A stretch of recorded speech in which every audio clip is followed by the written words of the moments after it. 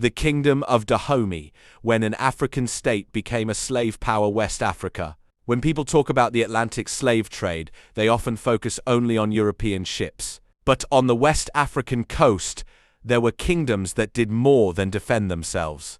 Some profited.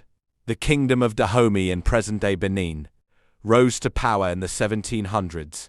Its rulers built a centralized military state, disciplined, organized, and expansionist. One of its most famous forces was the all-female military regiment Europeans later called the Dahomey Amazons. But here's the uncomfortable truth. Dahomey waged wars not only for territory, but for captives. Prisoners taken in war were sold to European traders on the coast. Guns came in. Human beings went out. The slave trade became a pillar of the kingdom's economy. Kings like Gazo openly defended participation in the trade. When British envoys later urged Dahomey to abandon slavery, Gazo reportedly responded, "The slave trade is the ruling principle of my people."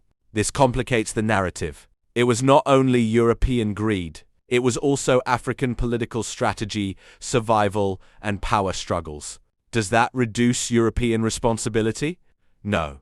European demand created the market, but African elites made choices within that market. By the mid-1800s, as Britain intensified anti-slavery patrols, Dahomey's economy struggled to adapt. Palm oil began replacing slave exports. But the political structure built on warfare and captives could not easily transform. So ask yourself, how do we tell African slave history without simplifying it into victim-only narratives? When does participation become coercion, and when does it become agency? Can confronting internal complicity strengthen historical understanding rather than weaken it? The Atlantic slave trade was global. It involved ships, kings, merchants, soldiers, and buyers across continents. History becomes clearer when it becomes uncomfortable. Were you taught about African kingdoms' roles in the trade? Does acknowledging this change how you understand responsibility?